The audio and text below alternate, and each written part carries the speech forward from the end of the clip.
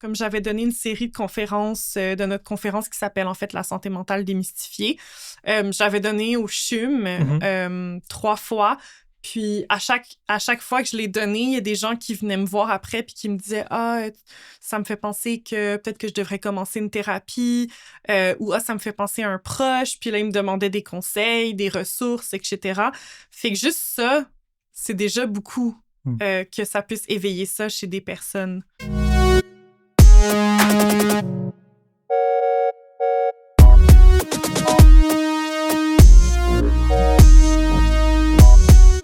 Fanny, bienvenue pour cet épisode spécial à mon cœur de Calme-toi, les OBNL changent le monde. Guy, je reçois aujourd'hui Fanny qui travaille à l'ACSM qui est l'Association canadienne pour la santé mentale, filière Montréal. Exact. Est-ce que tu peux nous expliquer un petit peu déjà qui tu es, ce que tu fais là-bas, puis c'est quoi l'ACSM? Oui, dans le fond, moi, c'est Fanny Gravel-Patry. Je suis la conseillère principale en recherche et promotion de la santé mentale à l'Association canadienne pour la santé mentale, filiale de Montréal. Puis, on va utiliser ACSM, je pense, pour le reste du podcast. Ça va être plus rapide. Merci. Dans le fond, nous, on est un organisme communautaire en santé mentale. On a fêté nos 40 ans cet automne. Donc, ça fait longtemps que la filiale de Montréal existe. Notre nom sonne canadien, mais on est vraiment un organisme montréalais pour les communautés montréalaises. On fait juste partie d'un réseau pan-canadien qui est l'Association canadienne pour la santé mentale. Mais il y a des ACSM à travers le Canada, à travers le Québec, mais on a toutes nos missions indépendantes. Puis nous, à la filiale de Montréal, notre mission, c'est vraiment la promotion et la prévention en santé mentale. C'est-à-dire qu'on agit avant que les problèmes surviennent. Donc, nous, notre public, c'est vraiment le grand public. C'est vraiment monsieur, madame, tout le monde. C'est pas nécessairement des gens qui ont un diagnostic de trouble mental. C'est pas nécessairement des gens qui ont des enjeux de santé mentale. On va plus dans les entreprises parler de santé mentale, on va dans les milieux de travail, dans les milieux de vie. Donc, on agit vraiment auprès de tout le monde pour les sensibiliser à la santé mentale. C'est quoi? Comment on détecte les symptômes de détresse psychologique, par exemple, ou se tourner si on a besoin d'aide, mais aussi les outiller pour prendre soin de soi au quotidien. Puis, on vise aussi à déstigmatiser les enjeux de santé mentale à travers tout ça. C'est quand même une grosse job. Vous êtes combien à travailler C'est une grosse mission pour une petite équipe. Ouf, ça me fait peur quand on commence donc actuellement, on est 5, incluant notre directrice générale. Donc, on est une petite équipe. Puis en plus, j'ai pas tout dit ce qu'on fait parce qu'on agit on va y venir. On agit aussi en prévention auprès de groupes qui sont plus à risque, donc qui sont plus vulnérables. Par exemple, les aînés, les jeunes. On a un nouveau programme aussi pour les nouveaux arrivants. Donc, on essaie de soutenir des groupes qui ont plus de facteurs de risque en santé mentale pour justement réduire le plus possible les chances de développer un enjeu de santé mentale ou les outiller si jamais ça se présente. Hyper intéressant. Puis toi, là-dedans, qu'est-ce que tu fais? Moi, je suis un peu dans tous ces volets. Dans le fond, moi, je suis comme la personne experte en promotion de la santé mentale dans l'équipe. Fait que c'est non seulement moi qui donne beaucoup des conférences et des formations, mais c'est aussi moi qui s'occupe de les mettre à jour, de faire l'évaluation des programmes. Est-ce que ça fonctionne? C'est quoi l'impact? Comment est-ce qu'on peut s'améliorer de façon continue aussi? Également, tout ce qui est partenariat, donc pour faire des projets, on travaille beaucoup en collaboration avec d'autres organismes communautaires. Puis on met aussi en place des nouveaux programmes, là, dont justement le volet là, pour les nouveaux arrivants qui est un volet que j'ai mis en place depuis que je suis à la CSM. Donc, mon rôle, c'est vraiment de conseiller l'équipe, conseiller nos partenaires en ce qui a trait à la promotion de la santé mentale, me tenir au courant des données aussi, la recherche, etc. Si on va rester un peu axé sur toi, si tu le permets, parce que je trouve que c'est important aussi de parler des parcours. Toi, ça fait combien de temps que tu es à la CSM aujourd'hui? Moi, ça va faire 3 ans et demi que je suis à la CSM. J'ai comme fêté mes 3 ans cet automne. On est quand même une nouvelle équipe. Il y a eu beaucoup de renouveau à la CSM filiale de Montréal dernièrement. Donc, moi, je suis comme la plus ancienne dans ce renouveau, disons. Puis, c'est ça. Donc, mon poste a comme évolué là, pas mal depuis mon arrivée. Puis, surtout que l'équipe a grandi grandi aussi depuis. Donc, il y a ma collègue Caroline Fouta qui donne des formations aussi, des conférences. Donc, ça m'aide beaucoup à plus me concentrer sur tout ce qui est plus recherche de financement, faire évoluer notre offre de service, etc. Donc, voilà. Bah, c'est pas mal. Oui. Et donc, tu parlais un petit peu de la CSM, filiale de Montréal, 40 ans que vous existez. Oui. C'est quoi un peu l'histoire de la CSM, si tu la connais, si tu veux la partager? Oui, ben dans le fond, moi, comme je suis quand même récente dans l'équipe, fait que j'ai pas comme l'historique vraiment des 40 ans, mais donc la CSM a quand même été créée là, dans c'est un réseau qui existait depuis quand même longtemps dans le reste du Canada, mais il faut comprendre que, bon, il y a 40 ans, la santé mentale était pas gérée de la même façon au Québec, puis d'ailleurs dans l'hémisphère nord en général. Donc, dans les années comme 70-80, il y a eu un mouvement de désinstitutionnalisation de la santé mentale. Donc, il y a eu naissance de plusieurs organismes communautaires justement pour prendre en charge ces personnes-là qui passaient de être hospitalisées à retourner dans la communauté, puis devoir exister. Et il n'y avait pas nécessairement les ressources pour. Donc, il y a plusieurs organismes qui ont été créés. Puis, c'est dans ce contexte-là que la filiale de Montréal est née également. Sauf que nous, on a toujours été en promotion, prévention de la santé mentale. Donc, il y a toujours eu cet aspect de comment est-ce qu'on peut soutenir la population en amont, parce qu'il y a déjà plusieurs organismes qui prennent en charge les personnes qui ont des enjeux, etc. Donc, nous, c'était vraiment, qu'est-ce qu'on peut faire en amont? Comment est-ce qu'on peut promouvoir les saines habitudes de vie? Comment est-ce qu'on peut aussi favoriser la littératie, le développement de la littératie en santé mentale également, parce que souvent, en santé mentale, c'est surtout que les gens, des fois, savent pas nécessairement comment détecter les symptômes chez eux de détresse. Ils savent pas souvent, par exemple, avec tout ce qui est burn-out, épuisement professionnel, on attend à la dernière minute avant d'agir, puis souvent, il est déjà trop tard. Fait que comment est-ce qu'on peut agir le plus possible en amont? Donc, nous, on a toujours eu cette mission-là à cœur. Ouais. Et donc, ça s'est développé, comme tu le dis, avec la désinstitutionnalisation, 80-90. J'ai l'impression qu'il y a eu pas mal d'étapes par lesquelles la CSM est passée, puis surtout que ce soit une filiale montréalaise. Tu le dis que vous avez quand même la même mission que les différentes filiales au Canada, mais qu'à Montréal, ça reste très particulier. Est-ce que tu peux m'expliquer pourquoi? Oui, on n'a pas tout à fait la même mission. En fait, il y a comme, dans le fond, comme la CSM là, qui est comme qu'on appelle le national. Okay. Eux, ils ont un message. Ils font beaucoup de tout ce qui est advocacy. Le mot je cherche le mot en français. Mais oui, comme des plaidoyers, tout ça, auprès du gouvernement pour faire changer les choses, faire évoluer les choses, comme amener du changement concret. Puis, il y a comme des messages clés, par exemple, que la santé mentale, c'est un droit humain. Donc, on devrait toutes et tous avoir accès à une santé mentale optimale. Ça, c'est un message, par exemple, qui est porté par le national et qui est porté par nous et probablement toutes les autres filiales et divisions de la CSM. Par contre, ailleurs au Canada, il y a beaucoup... les ACSM font beaucoup d'interventions, fait qu'ils ont beaucoup de... Il y a du logement, il y a des suivis individuels, etc. Alors que nous, on est vraiment en promotion, prévention. Fait qu'à Montréal, on est comme une des seules ACSM qui font ça. Comment vous l'expliquez, ça, justement? On l'explique parce qu'à Montréal, il y a justement, comme je disais, l'écosystème est vraiment différent d'ailleurs au Canada. Au Québec, il y a quand même beaucoup d'organismes communautaires, tu dois le savoir. C'est quelque chose qui est très, très développé. Donc, au moment où ça a été créé, la filiale de Montréal, il y avait justement ce besoin d'avoir un organisme qui agit plus en prévention. Maintenant, ça a un peu changé depuis la pandémie, je te dirais, cet écosystème-là, parce que la pandémie, ça a été un moment où on a commencé à tous et toutes être un peu plus sensibilisés à la santé mentale en milieu de travail. C'est devenu comme le mot à la mode, la santé mentale. On a commencé à faire des webinaires, des trucs, nanana. Donc là, il y a beaucoup de monde qui se sont mis à faire de la promotion et prévention en santé mentale, mais ce qui n'était pas le cas avant la pandémie. Avant la pandémie, on était on était vraiment parmi les seuls qui faisaient ça. Donc, ça semble comme être quelque chose que tout le monde fait, mais c'est vraiment récent. Ça date vraiment de la pandémie. Ouais. Même, tu sais, la santé publique, par exemple, c'est pas une question à laquelle ils s'attardaient tant que ça, la santé mentale pré-pandémie. Les équipes ont grossi depuis, etc.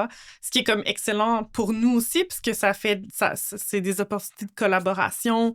Nous, on travaille beaucoup en partenariat avec la santé publique de Montréal, par exemple. Donc, c'est vraiment super qu'enfin, on se rende compte de l'importance de la promotion et prévention en santé mentale. Je suis full d'accord avec toi. Puis en même temps, comme tu le dis, de créer des partenariats avec des acteurs ciblés, puis des acteurs donc qu'il faudrait un peu les pousser à prendre un peu plus acte de tout ça. Je trouve ça encore plus intéressant. Tu me dis, ça fait 40 ans que vous existez, aujourd'hui 2026. On est là cette semaine dans la semaine mondiale de la santé mentale. Quel impact tu pourrais nommer, qu'est-ce que tu pourrais nommer que la CSM filiale de Montréal, quel impact vous avez autour de vous? Tout à fait. Déjà, c'est la semaine canadienne, je pense, pour la santé mentale. Ouais, je veux juste comme être sûr qu'on se mélange pas parce qu'il y a aussi des journées mondiales, mais la semaine de la santé mentale, c'est vraiment porté par la CSM nationale. Puis l'impact se fait ressentir à plusieurs niveaux. C'est sûr que nous, comme on agit beaucoup auprès du grand public, on va vraiment agir dans des milieux où les gens parlent pas nécessairement de santé mentale. Moi, par exemple, je suis allée souvent dans des milieux de travail plus corporate, je dirais comme dans des compagnies, etc., où il y a encore cette culture de performance, de productivité. Puis moi, j'arrive, puis je leur dis un peu comme, ça, c'est pas nécessairement quelque chose qui est bénéfique pour la santé mentale, puis je leur donne des chiffres. Puis, ça suscite souvent des réflexions, des questionnements. Puis je dirais que notre impact est surtout là. C'est surtout au niveau de la sensibilisation, puis au niveau des personnes qu'on rejoint qui sont pas nécessairement des personnes qui sont sensibilisées naturellement à la santé mentale. Parce que si tu regardes un peu comme les gens qui viennent naturellement, par exemple, à nos webinaires, etc., ça va être des gens qui ont déjà un intérêt. Mais après, qu'on est appelé à venir dans une compagnie, par exemple, pour parler de santé mentale, donner une conférence, on sensibilise des gens qui ne le sont pas nécessairement encore. Puis c'est vraiment ça l'impact qu'on cherche à avoir. Est-ce que, si tu permets qu'on s'arrête un peu sur ce service-là, parce que moi, je trouve ça hyper pertinent d'aller faire de la sensibilisation directement sur le terrain, directement auprès de compagnies, auprès d'employés. Est-ce que des fois, tu as des compagnies qui vous demandent de faire une sensibilisation, de venir donner une conférence, où leur objectif n'est pas directement le vôtre? Est-ce qu'ils s'attendent à ce que vous disiez quelque chose qui n'est pas forcément ce que vous souhaitez dire ou ce que vous alliez dire concrètement? Mais c'est sûr que ça peut arriver, parce que c'est sûr qu'eux, ils ont leurs propres objectifs quand ils nous font venir pour donner une conférence. Mais après ça, c'est notre contenu, puis ils n'ont pas le contrôle sur ce que nous, on va dire nécessairement. Mais oui, ça peut arriver totalement, mais justement, c'est ça la beauté, c'est qu'on vient, puis comme... en fait, moi, comment je le décris souvent, c'est qu'on initie une conversation, en fait. C'est qu'on vient... nous, on n'arrive pas avec des solutions là, pour les RH, pour leur dire quoi faire. Ça me bien.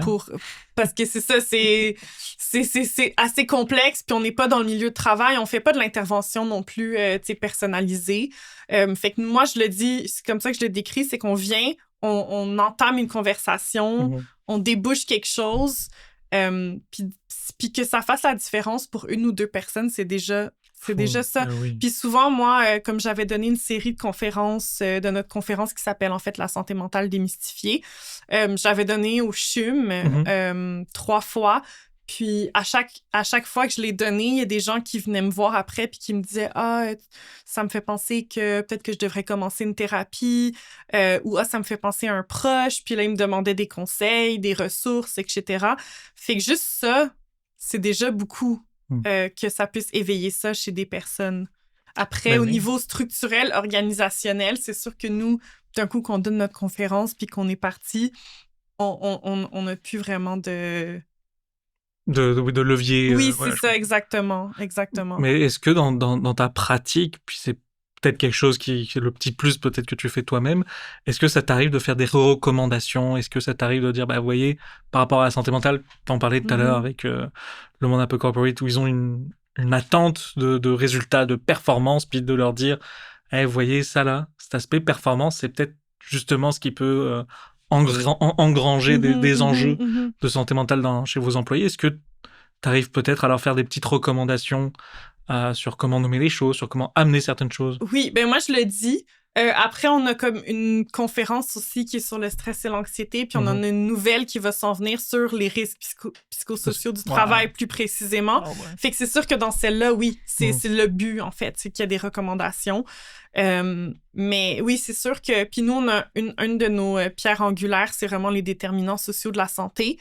Donc, c'est sûr que nous, on s'attarde beaucoup à tout ce qui est structurel, tout ce qui est environnemental, donc l'importance de créer des environnements favorables, de montrer que la santé mentale, c'est pas juste individuel.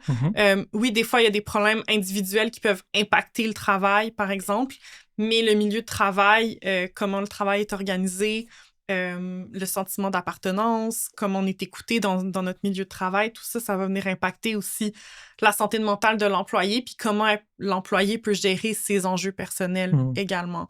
Parce que c'est prouvé que si tu sens que tu peux parler ouvertement dans ton milieu de travail, si tu as un enjeu personnel, qu'on peut t'accorder un congé facilement versus un milieu où tu es comme tu peux pas en parler, tu peux pas montrer de faiblesse, tu peux pas, etc. Ben, on le sait que le milieu où tu es plus écouté, ben, il est plus favorable, en fait. Puis l'employé risque de rester à plus long terme également. Fait c'est souvent des questions qu'on adresse dans nos conférences. Ouais, c'est intéressant. Puis, si on revient à l'aspect impact, qu'est-ce que de ton point de vue, de toi, ce que tu vois, qu'est-ce que ça crée chez les gens? Oui, ils peuvent venir te voir, de se dire, en effet, c'est vrai que je pense que ma santé mentale, il faudrait que je la prenne un peu plus au sérieux, que je la prenne plus en compte. Mais est-ce que vous, à la CSM, vous avez un peu des chiffres à ce niveau-là? Ou des histoires? On a des histoires plus que des chiffres, là, je te dirais. C'est pas tout le temps évident de quantifier la promotion en santé mentale parce que nous, on veut justement s'assurer que les gens aient les ressources et sachent comment prendre soin de leur santé mentale, mais aussi où se tourner, mais aussi que leur milieu de vie soit favorable. Fait que techniquement, si on a bien fait notre travail puis on a bien sensibilisé, c'est comme un peu plus dur de quantifier, je dirais. Par contre, l'impact qu'on peut remarquer, c'est vraiment dans des changements de comportement. J'ai un exemple, par exemple, récent, parce qu'on a un programme jeunesse qui s'appelle Adapté. Donc, c'est des cahiers d'activités pédagogiques que les enseignants, le personnel scolaire peut faire avec les jeunes dans les écoles secondaires. Puis, on veut éventuellement être en mesure de donner ces activités-là en personne. Donc, venir nous aussi dans les écoles pour les donner. Puis, on a fait un atelier pilote avec l'organisme M361. On est allé dans une école secondaire. Et puis, on a donné des ateliers sur justement les émotions puis les bienfaits du sport sur la santé mentale. Le fait pas juste le sport, mais le fait de bouger, etc. L'activité physique. Ouais, puis un des exemples, ou en tout cas des outils ou des trucs qu'on a donnés aux jeunes, c'était de demander à leurs enseignants, mettons, avant un examen, s'ils sont stressés, de faire des jumping jacks ou de comme bouger, tu sais, un petit peu. Genre un 5 minutes où on bouge, puis après, on fait l'examen, tu sais, mais juste pour comme... Lâcher un petit peu. Lâcher un peu, ouais, c'est ça, exactement. Puis on a eu un témoignage d'une parent d'un des élèves que, genre, une semaine après, il y a un des élèves qui a demandé à sa prof de faire ça, puis la prof a dit oui. Puis apparemment, après, les élèves étaient super concentrés pour leur examen. Ça les a vraiment aidés. Donc, c'est comme des petits changements comme ça, des petites habitudes, des petites choses qu'on peut pratiquer au quotidien qui vont avoir un bienfait sur la santé mentale à long terme. Parce qu'on sait, par exemple, que les jeunes sont très stressés. Il y a beaucoup de pression de performance au secondaire pour après ça rentrer au cégep, etc. Fait que c'est vraiment des petites actions comme ça. Donc, nous, on sème des petites graines, puis comme c'est comme ça qu'on voit vraiment l'impact de ce qu'on fait au quotidien. Ouais, mais tu sais, mettons, je pense que la santé mentale, un peu comme la santé physique, j'ai l'impression qu'on est peut-être tous et toutes, de manière individuelle ou de manière collective, à la recherche de un peu de la recette magique, le gros truc qui ferait que notre santé soit... on passe de 0 à plus 100 en une Ouais. chose. Est-ce que toi, tu recommandes des grosses affaires comme ça ou de se dire que prendre soin de sa santé mentale, c'est un enchaînement de petites choses comme les jumping jacks avant un Mhm. examen? Ben, moi, je te dirais que oui, définitivement. C'est vraiment des petites habitudes euh, qui, à long terme, vont avoir leurs effets. Mhm. Et puis, il n'y a pas de recette magique, là, comme tu dis. Moi, ce que je répète souvent quand je donne les conférences, c'est que on va toutes et tous vivre des moments difficiles dans notre vie. C'est vrai. Ça fait partie de l'expérience humaine. On peut pas fuir le stress. On peut pas. Oui, on peut apprendre à le gérer, on peut le diminuer. Il y a des choses qu'on peut éviter, par exemple, mais on peut pas. On sera jamais pas stressé. Ça fait juste partie de l'expérience humaine. C'est comme ça que notre corps est programmé, notre biologie. Puis même chose pour la santé mentale en général. T'sais, on va avoir des moments de tristesse, on va avoir des deuils, on va avoir... Mais tout comme on va avoir des moments de célébration, des moments heureux, mais c'est vraiment d'avoir une santé mentale qui nous permet de traverser ces moments-là sans s'écrouler. Puis ça passe par des habitudes de vie, des... Pas juste nécessairement bien manger ou bien se nourrir, etc., faire du sport. Ça peut être aussi se connaître. Ça, c'est un travail d'une vie, là, mais connaître c'est quoi mes ambitions, c'est quoi mes valeurs, est-ce que j'agis en lien avec mes valeurs, est-ce que je fais des choses qui sont alignées avec qui je veux devenir, parce que il y a tellement de forces externes des fois qui vont influencer comment on agit, les choses qu'on fait, qui peuvent avoir un effet sur notre santé mentale. Fait que je te dirais que c'est comme une série d'actions, de pratiques qui font en sorte qu'éventuellement, on arrive à un point où on est comme « OK, je sens que ma base est quand même stable, que je peux affronter les vagues. » Mais c'est le travail d'une vie, puis c'est pas juste personnel. Ça dépend aussi beaucoup de notre environnement de vie. C'est quoi mes facteurs de risque aussi? Est-ce que je suis une personne marginalisée, par exemple?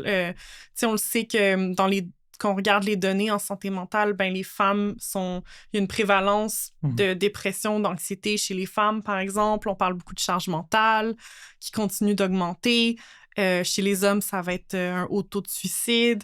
Donc, tu sais, il y a tous ces éléments-là à prendre en compte aussi, comme comment ça se fait qu'on parle autant de santé mentale, mais qu'on est là, on est quand même pas bien. Ouais, mais fait qu'il y a aussi beaucoup de c'était un peu là où je m'en allais aussi. Est-ce que je sais, comme tu le dis, l'enjeu de la santé mentale, j'ai l'impression que c'est un enjeu qu'on prend réellement au sérieux depuis après à peine 10 ans. Mais de ce qui est de la littératie, de ce qui est des données, de ce qui est de la recherche scientifique, est-ce qu'on va mieux ou moins bien depuis le temps qu'on en parle? Selon les données, on va moins bien. Ouais. Je pense qu'avant la pandémie, c'était 1 personne sur 3 au Canada qui va vivre un enjeu de santé mentale au courant de sa vie. Ou 1 personne sur 5, puis là, on est plus à 1 personne sur 3 ou quelque chose comme ça. Fait que c'est quand même c'est quand même élevé. Bah, quand même. Ouais, c'est ça. Donc, puis les données, même, je lisais des données récemment sur la santé mentale des jeunes, puis c'est clair que leur santé mentale se dégrade comparé aux années précédentes. Mais il y a aussi le fait qu'on en parle plus. Les gens vont plus ouvertement dire qu'ils vont pas bien. Donc ça peut créer... Parce que c'est comme, on est en train de déstigmatiser, c'est de moins en moins tabou de dire qu'on vit avec de la dépression, qu'on vit avec un trouble anxieux. Fait que ça peut influencer aussi. Mais ça reste que les données sont quand même alarmantes. Ouais. Puis surtout, là, récemment, avec tout ce qui est comme augmentation du coût de la vie, la crise du logement aussi, qui a eu des gros effets sur la santé mentale. Je pense que c'est l'année dernière là, que la majorité des hospitalisations en santé mentale étaient liées à la crise du logement. Wow. Donc, il y a beaucoup d'aspects qui sont liés à notre société, la culture dans laquelle on vit, qui font que les gens vont pas bien, qu'on a besoin de solutions qui vont au-delà de faire du yoga puis du journaling. Ouais, c'est... Je m'attendais pas que tu me sortes ça. Mais oui, et en effet, puis ça amène... c'est drôle parce que tu m'amènes vers où j'avais envie d'aller. Super. Mettons que si je te demandais les 5 recette un peu bullshit sur la santé mentale? Qu'est-ce qui te viendrait en tête le plus rapidement? C'est une énorme question, Ouais. mais... Je dis 5, mais celle qui te vient en Ouais, tête. ouais. Ben, c'est pas que... Je veux juste faire un disclaimer. Vas-y. C'est pas que comme c'est bullshit, c'est juste qu'il n'y a pas de solution magique. Ouais. Tu sais, par exemple, une compagnie qui voit que ses employés vont pas bien, puis sont comme, ben là, vous avez du yoga une fois par semaine, puis on paye pour votre gym. Puis un comme, baby-foot. ça devrait être assez. Ok. Ben, on n'a pas compris, en fait, vraiment c'est quoi la santé mentale, puis comme pourquoi les gens vont pas bien. Parce que oui, ça peut être profitable de faire du yoga. Oui, c'est bon pour la santé, c'est bon pour la santé mentale, mais c'est pas l'unique solution. Fait que comme, il y a tout ce qui est ça, là, tout ce qui est wellness, yoga, pilates, etc. Tu sais, je te dirais que comme, c'est pas une solution unique. Oui. C'est que ça peut pas être l'unique solution. C'est que ça doit être accompagné de d'autres choses. Puis ça va vraiment dépendre d'une personne à une autre. C'est sûr que comme on est dans une société aussi qui médicalise beaucoup les enjeux de santé mentale, fait que je te dirais que comme puis je parle pas nécessairement de prescrire des médicaments, mais plus de rapporter tout ce qui est enjeu de santé mentale à un enjeu médical, comme par exemple, chez les jeunes, ça va être de beaucoup les diagnostics de troubles de l'attention. Exactement. Après ça, ça va être au lieu de comme écouter les jeunes puis qui vont peut-être nous dire, ben en fait, c'est pas que je suis pas concentrée, c'est que je vis des choses. C'est ça, ou genre, ben notre système d'éducation est en train de s'écrouler, les profs sont overwhelmed, on est genre 35 par classe, comme c'est sûr que je suis pas capable de me concentrer. Fait qu'il y a ça aussi, fait que je te dirais comme la médicalisation générale de la santé mentale, il faut faire attention. Puis aussi, justement, de comme sauter vite aux conclusions, tu sais, vite aux conclusions qu'une personne est déprimée ou une personne est anxieuse. Surtout chez les femmes, là, on a tendance à être surdiagnostiqué quand il s'agit de troubles de santé mentale. Puis aussi, je dirais, moi, quelque chose qui m'énerve aussi, c'est de penser que par exemple, chez les jeunes, ben, comme de leur enlever les réseaux sociaux, tout va aller mieux. Là. Pour moi, ça, c'est quelque chose de bullshit aussi. Ah ouais. Fait que, ouais, c'est ça. C'est arrêter de trouver des coupables externes puis regarder vraiment les situations de l'intérieur, parler aux gens qui sont concernés, demander aux jeunes comment ils se sentent, etc. Ça, je pense qu'on en a besoin de plus. Ouais, ben merci, c'est hyper intéressant puis pertinent parce que je pense que on a besoin de se dire et d'entendre ces choses-là, on a besoin d'en parler les uns avec les autres. Puis ça reste pertinent, je trouve, justement dans le sens où il n'y a pas de recette unique. Puis même si on trouve des choses qui fonctionnent, faudrait l'accompagner d'autres choses. Exact. Toi, ça serait quoi je te demande des recettes, mon Dieu. Mais dans ta pratique, de ce que tu vois, de ce que tu vis, de ce que tu proposes ou discutes, ça serait quoi la meilleure recette, en tout cas les meilleurs couples de choses à faire, justement en prévention de sa santé mentale? C'est une excellente question. Je vais y aller comme avec une première réponse qui est fondée sur des données quand même, comme ça on va être safe. Mais la première, ce serait tout ce qui est le lien social, c'est prouver, être bien entouré, que ce soit de notre famille choisie, nos amis, nos proches, même nos collègues, de savoir vers qui se tourner quand qu'on va pas bien, qui peut nous aider. Ça n'a pas besoin d'être une armée, ça peut être juste 2-3 personnes, mais d'avoir des personnes clés dans notre vie, socialiser. C'est prouvé aussi de se rassembler avec d'autres personnes qui ont les mêmes passions, par exemple, qui ont les mêmes loisirs que nous. Ça peut être une technique. Puis c'est prouvé aussi qu'une personne qui a des liens sociaux forts va être mieux outillée à faire face aux défis, à aller chercher de l'aide, etc. Parce que souvent, comme ces gens-là vont t'accompagner à passer à travers des moments difficiles. C'est comme tellement une dure question, je trouve. Tu réponds bien, je trouve, à date. C'est pas évident. Fait que oui, comme le lien social, je pense que c'est vraiment important. Puis aussi, c'est sûr que moi, dans un monde idéal, les gens se culpabiliseraient pas d'aller mal. Ouais, tu penses qu'on Parce se qu'on culpabilise encore? oui, on est beaucoup dans un système qui individualise la santé mentale, que ça relève de soi-même, de l'individu, d'aller mieux, puis que si tu vas pas bien, c'est parce que toi, t'as pas fait assez d'efforts. Puis souvent, on met beaucoup l'emphase sur comme qu'est-ce que la personne peut faire versus son environnement. Donc, je dirais que là-dessus aussi, c'est d'essayer de voir comme oui, moi, qu'est-ce que je peux faire comme personne, tu sais, est-ce que je peux mettre en place des... peut-être qu'il y a des choses que je pourrais commencer à faire qui vont être bénéfiques pour ma santé mentale. Peut-être que je fais des choses que je sais ont un impact négatif sur ma santé. Est-ce que je peux peut-être diminuer ces choses-là? Mais aussi mon environnement, tu sais, comme est-ce que, par exemple, mon milieu de travail me convient? Est-ce que je suis dans des relations qui me rendent heureux? Ben Est-ce que mes relations me satisfont? Fait que de voir aussi à l'extérieur de nous, puis on a quand même des moyens d'action par rapport à ça. Pas tout le temps, mais on en a. Fait que je dirais comme faire un genre de bilan un peu de Au final, ça notre sert de entourage. s'arrêter puis de regarder un peu, comme tu le dis, ce qu'il y a autour de Vraiment. nous. Ce qu'on fait pas souvent, là, ce qu'on n'est pas encouragé à faire Ouais. dans notre société hyper productive. Donc, oui, prendre une petite pause de temps en temps, faire le bilan, voir si on est toujours aligné, si on fait toujours les choses comme on fait des choses qui en tout cas visent l'objectif qu'on se met. Peu importe ce que c'est, là, ça n'a pas besoin d'être de devenir PDG. Ça peut être juste de... Non. Ouais. Honnêtement, personne C'est veut ça. devenir Non, PDG. c'est ça, finalement, comme c'est pas si le fun. Non, ouais, hein. On en parle en connaissance de cause. Ouais, ben, je pense que je sais pas si t'es millénial, Oui, aussi, mais oui, les oui. milléniaux, je pense qu'on a compris que Ça sert pas à c'est pas grand-chose. ça le rêve, en fait. Ouais, hein, ouais, non, c'est un peu le rêve Ouais. empoisonné. Ouais, ça, je suis d'accord. Si on revient un petit peu sur la CSM, concrètement, les programmes, les projets que vous avez, c'est quoi? Qu'est-ce que vous proposez?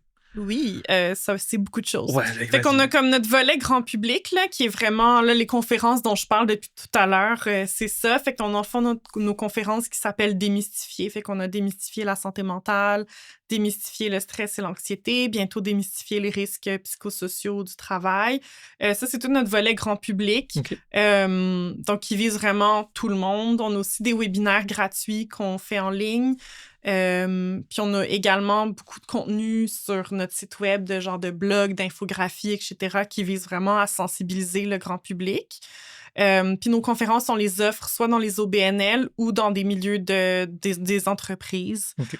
Même des milieux de vie aussi. Je suis déjà allée dans des coops d'habitation, donner la conférence, par exemple. On fait aussi des campagnes. On fait une campagne de sensibilisation depuis 3 ans qui s'appelle « Je pratique la gentillesse » avec la Direction régionale de santé publique qui vise à faire la promotion de la gentillesse, qui est en fait un facteur de protection en santé mentale. Puis on a des volets qui visent plus des populations à risque, plus vulnérables quand on parle de santé mentale. Fait qu'on a les fascicules adaptés, donc des guides d'activités pédagogiques. On a des programmes, c'est plus des formations pour les proches aidants des aînés, plus santé mentale aînée. Puis on a un volet récemment qui est pour la santé mentale des nouveaux arrivants. Puis là, on va dans des organismes qui travaillent auprès des nouveaux arrivants. Puis le but, c'est de parler du stress vécu en lien avec l'immigration, puis les outiller à faire face à ce stress-là, mais aussi créer un lieu où ils peuvent rencontrer des personnes qui vivent les mêmes enjeux, partager entre eux. Puis c'est pas mal ce qui fait le tour de ce qu'on fait. Oui, puis en plus de ça, on fait plein de partenariats avec d'autres organismes. Là, on a participé au Salon du Livre cet automne. Il y avait une bibliothèque vivante. C'est cool, des personnes qui viennent parler de leur vécu avec la santé mentale, un peu comme un livre qu'on peut emprunter, mais c'est une personne qui nous raconte son histoire. Donc ça, c'est avec la QRP. Donc, on fait plusieurs collaborations de ce type. Est-ce que là, dans les prochaines semaines, prochains mois, vous avez des projets en développement ou qui vont sortir là? Ben là, c'est la semaine de la santé mentale. Donc, on a plusieurs activités gratuites cette semaine. On a des webinaires, entre autres avec la Place des Arts, qui est en collaboration. On va avoir une projection de films aussi, dans nos bureaux. Donc, on a plusieurs activités gratuites. On va donner aussi notre conférence « La santé mentale démystifiée » gratuitement. Puis, après ça, en fait, ça va être surtout ce qui se passe à l'automne. Je dirais, là, on prend l'été pour planifier l'automne. On va avoir une programmation de webinaire qui va sortir avec une thématique spécifique cette année. Donc, on peut la voir, cette thématique? Elle n'est pas encore sortie. Il y a peut-être des choses que j'ai dit pendant le podcast qui pourraient être des petits indices par rapport à ça. On va chercher. Puis aussi, si on regarde notre équipe, il y a comme un dénominateur commun. Donc, peut-être qu'il y a un indice là-dedans aussi. Puis sinon, on va avoir notre campagne « Je pratique la gentillesse » le 13 novembre qui va se poursuivre pour une 4e année. Donc, je vous invite surtout à suivre comme nos réseaux sociaux, notre infolette pour ce qui s'en vient. Ça va être vraiment cet automne. Yes! Votre site web, je sais que je vais le mettre en... acsmmontréal.qc.ca. Yes. Je le mettrai quand même en description, mais allez le voir. Je suis allé le voir plusieurs fois, votre site web, puis je vous le dis, je m'en suis servi un petit peu pour 2-3 de mes formations. Tant mieux, on est là pour très bien fait. On est là vraiment pour très bien fait, ce site web. Sur le mot de la fin, j'ai envie de te poser une dernière question qui est peut-être un peu intime, mais aussi importante. Comment vous prenez soin de vous au travail? Parce que, veux pas, tout ce que vous faites, tout ce qu'on a discuté, on s'entend que vous changez le monde à votre niveau, mais pas qu'un peu. Comment vous arrivez à dealer avec tout ça?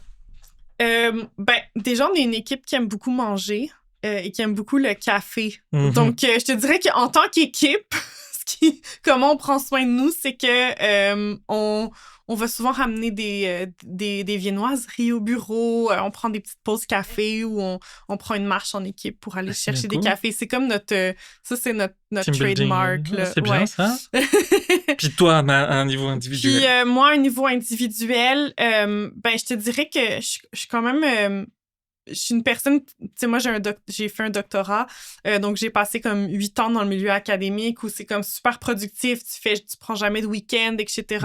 Puis j'ai vraiment eu comme un wake-up call de « Oh mon Dieu, moi, je veux pas ça comme vie ». Fait que maintenant, je suis vraiment plus une personne qui prend au sérieux ses week-ends, ses soirées. Donc, je te dirais que ça aide vraiment justement de comme...